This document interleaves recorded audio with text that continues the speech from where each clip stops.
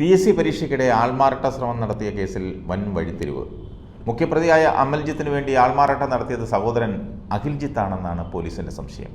നിയമ സ്വദേശികളായ രണ്ടുപേരും ഒളിവിലാണ്. അമൽജിത്ത് തന്നെയാണ് പരീക്ഷ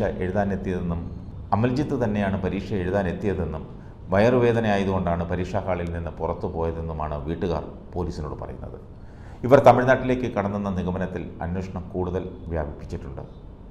ഷാഡോ ടീം ഉൾപ്പെടെ അന്വേഷണത്തിനുണ്ട്. അമൽജിത്തിൻ്റെയും സുഹൃത്തുക്കളുടെയും മൊബൈൽ ഫോൺ കേന്ദ്രീകരിച്ചാണ് ഇപ്പോൾ അന്വേഷണം നടക്കുന്നത്. ഇയാളുടെ ഫോൺ സ്വിച്ച് ഓഫ് ആണ്. അന്നത്തെ ദിവസത്തെ പരീക്ഷാ കേന്ദ്രത്തിൻ്റെ ടവർ ലൊക്കേഷൻ കേന്ദ്രീകരിച്ചുള്ള അന്വേഷണം സൈബർ വിഭാഗവും ചേർന്ന് നടത്തുന്നു. പരീക്ഷ എഴുതാനായി ആൾമാറാട്ടം നടത്തിയ ആൾ രക്ഷപ്പെട്ട ബൈക്കിനെ പിന്തുടർന്നും അന്വേഷണം നടത്തുന്നുണ്ട്. എന്നാൽ ബൈക്കിൽ രക്ഷപ്പെട്ടതിൻ്റെ CCTV ദൃശ്യങ്ങൾ വ്യക്തമല്ല. പൂജപ്പുരയിൽ നിന്ന് തിരുമല ഭാഗത്തേക്കാണ് രക്ഷപ്പെട്ടത്. അമൽജിത്താണ് ബൈക്കിൽ കാത്തുനിന്നതെന്നാണ് പോലീസ് കരുതുന്നത്. ഈ ഭാഗത്തെ കൂടുതൽ CCTV ദൃശ്യങ്ങൾ ശേഖരിക്കുന്നുണ്ട്. പാങ്ങോട് സൈനിക കേന്ദ്രത്തിലെ CCTV ദൃശ്യങ്ങളും പരിശോധിക്കുമെന്ന് പോലീസ് അറിയിച്ചു. പരീക്ഷയ്ക്കെത്തിയ ആളുകളുടെ വാഹന നമ്പറുകൾ ശേഖരിച്ചും അന്വേഷണം നടത്തുന്നു. ബുധനാഴ്ചയാണ് പൂജപ്പുര ചിന്നമ്മ മെമ്മോറിയൽ ഗേൾസ് ഹൈസ്കൂളിൽ PSC പരീക്ഷയ്ക്കിടെ ആൾമാറാട്ട ശ്രമം നടന്നത്.